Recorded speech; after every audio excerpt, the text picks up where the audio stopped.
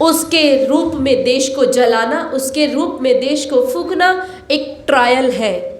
ये mini trial है, ये बहुत छोटा सा ट्रेलर है, ये उनकी तैयारी का 1% ट्रेलर भी नहीं है।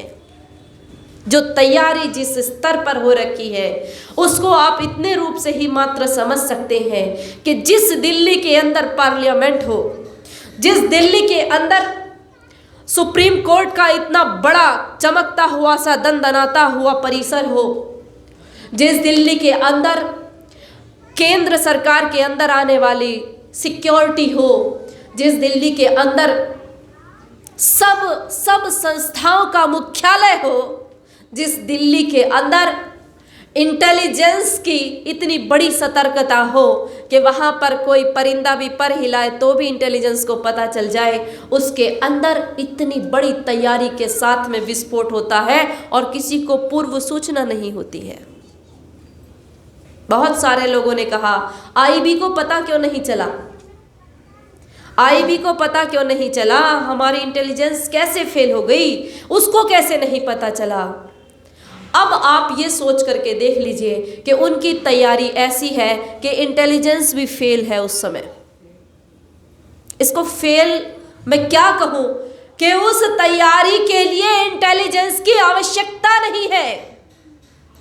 उस तैयारी को पकड़ने के लिए इंटेलिजेंस ब्यूरो को काम करने की आवश्यकता नहीं है।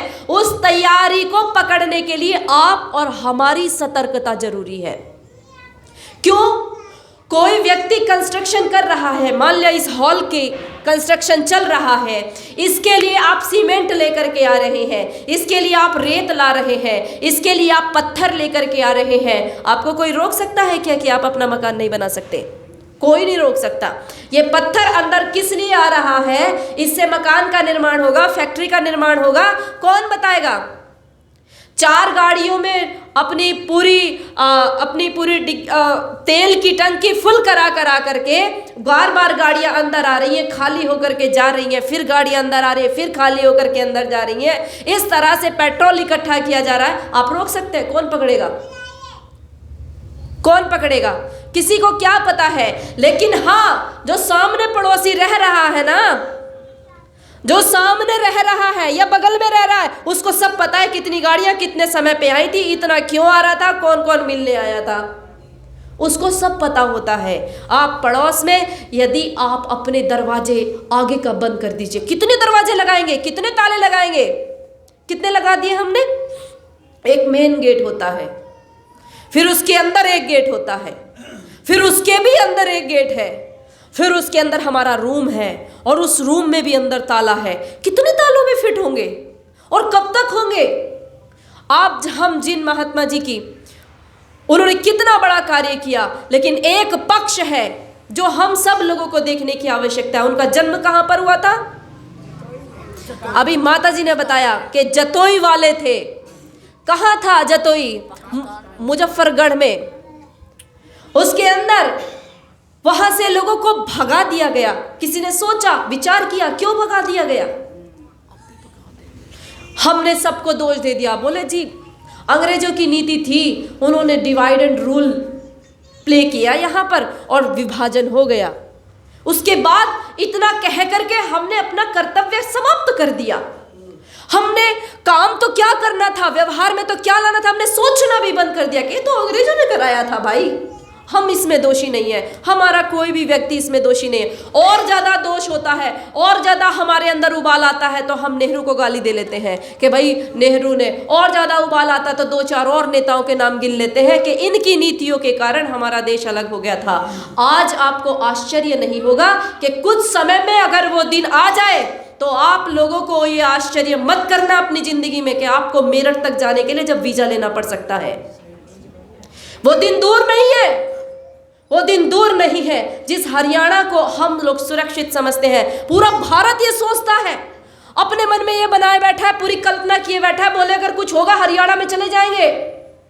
लेकिन उस हरियाणा की ग्राउंड रियलिटी, उस हरियाणा की ग्राउंड रियलिटी मेवात तो है ही, मेवात तो छोड़ ही दो, वो तो हो हुई है, वो तो सबको पता है। लेकिन आपकी मार्केट के अंदर आपके सर्विस सेक्टर के अंदर कौन काम कर रहा है, कौन काम कर रहा है जिसको आपकी जानकारी है, आज आप यहाँ बैठे हैं, जिसको आपकी ये भी जानकारी है आपके घर में कितने सदस्य हैं, उसको ये भी जानकारी है कौन सदस्य कितने बजे बाहर गया है, कितने बजे अंदर आता है, ये सब चल रहा है।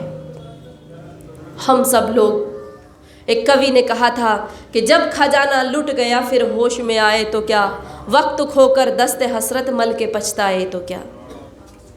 हमने क्या क्या नहीं देखा है।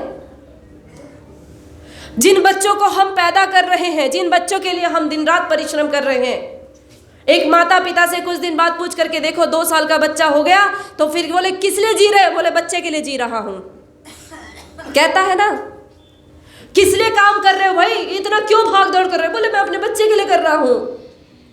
जिस बच्चे के लिए आप भाग दौड़ कर रहे हैं, जिस बच्चे के लिए मकान जुटा रहे हैं, जिस बच्चे के लिए सुख सुविधाएं जुटा रहे हैं, उस बच्चे की उस प्रॉपर्टी पर, उस सुख सुविधाओं के ऊपर किसी दूसरे ने नजर लगा रखी है। और नजर लगा ही नहीं रखी है, नजर मात्र लगी हुई होती, उसकी टकटकी लगी होती तो भी काम चल जाता। उसने तैयारी कर रखी है और तैयारी का बार बार वो ट्रायल दे रहा है, वो बार बार एग्जाम्पल पेश कर रहा है कि देखो ऐसा कर दूंगा, देखो ऐसा कर दूंगा, जगह जगह पर कर रहा है। लेकिन हम लोगों को लगता है अरे इतनी बड़ी सेना तो है ना, किसको फोन करेंगे जी, अगर कोई घटना हो जाती है कहाँ फोन करेंगे जी, 100 नंबर पर कॉल करेंगे। थाने फूंक दिए उन्होंने, थाने बंद कर दिए। पुलिस वाला ही सुरक्षित नहीं है, आप सुरक्षित बचेंगे। जिन लोगों को भीड़ पीट रही है, किसकी भीड़ पीट रही है, महिलाओं की भीड़ पीट रही है। उन्होंने अपने बुर्के में दबा दबा के पत्थर रखे हुए हैं, उन्होंने अपने बुर्के के अंदर दबा दबा के चाकू रखे हुए हैं, तब वो जाकर के वहां धरने पे बैठी हुई हैं। और जैसे ही पुलिस आती है वो पुलिस को ऐसे घेर करके बैठ जाते हैं। हजारों लोगों की भीड़ अचानक से आ जाती है। आपको लगता है अचानक से आ जाएगी? आपको कह दिया जाए यहां पर किसी को 2 थप्पड़ लगाने हैं, कितने लोग पहुंचेंगे, कितने लोग पहुंचेंगे? 2, 12, 10, 15, 50, 1000 लोग आ जाएंगे। इसका मतलब क्या है? इसका मतलब यह है कि पहले से कितनी बड़ी तैयारी के साथ में, अगर 10 लोग बाहर निकल रहे थे तो 100 लोग अंदर से पीछे से तैयारी किए हुए बैठे हुए थे कि अगर ये सिचुएशन हुई तो ऐसे एक्शन लेंगे, ये हुई तो ऐसे एक्शन लिया जाएगा।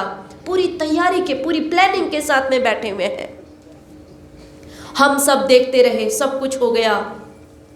कितने लोग, खुद हमारे संबंध में एक व्यक्ति हैं, कपड़े का बहुत अच्छा व्यापार, मौजपुर के अंदर बहुत अच्छा व्यापार चल रहा था, सब कुछ चल रहा था। 50 लोग आते हैं, बोले दुकान बंद करो। उन्होंने कहा भाई दुकान तो बंद नहीं होगी। जब ज़्यादा हुआ तो उन्होंने उनके गले पर चाकू रख दिए। जब उनके काउंटर पे बेटा बैठा हुआ था, उसके गले पे जब उसने चाकू देखा, उस व्यक्ति ने अपनी गोली उठाई, सीधे चला दी, 3 लोगों को मार दिया वहीं। वो 50 की तो भाग गई, लेकिन हजारों की भीड़ आई, हजारों की भीड़ आई। उन लोगों का बचना मुश्किल हो गया। किसी तरह से पीछे से दरवाजे खोल खोल करके अपने बच्चों को छतों से कूदाया, छोटे छोटे बच्चों को छतों से नीचे गिराया दूसरी गली में कि भाग जाओ, किसी तरह से निकल करके जान बचाओ। वो तो वहां से भाग गए, लेकिन उनकी सारी दुकान, उनका घर सब आग के हवाले कर दिया, सब कुछ खत्म कर दिया। मुआवजे की लाइन लगी है, इस समय सबके फॉर्म भरे जा रहे हैं, लेकिन जिनके ऊपर केस है उनके नहीं मिलेंगे। अब उन लोगों ने 3 लोगों को मारा था, इसलिए उनको कोई मुआवजा नहीं मिलेगा, चाहे घर का करोड़ों का नुकसान हो गया हो। किस तरह की नीति है? और हम लोग सोचते हैं हम बहुत जागरूक हैं, हम सब कुछ, किसी को बताओ, बोले बहन जी हम सब जानते हैं, हम सब जानते हैं। अरे जब सब जानते हो, कितने लोगों ने कहा कि दिल्ली में जाके सिचुएशन देखेंगे किस किस के घर पे क्या क्या कांड हुआ है, कोई गया? ये तो करनाल की बात है। मैंने दिल्ली वालों से पूछा, मैंने कहा उनके साथ जो दरिंदगी हुई है, तुम गए उनका दुख देखने के लिए? अब तो फोर्स नहीं है, अब तो वहां दंगाई नहीं है, लेकिन जो लोग डरे हुए सहमे हुए बैठे, गया हमारा समाज? गए हमारे लोग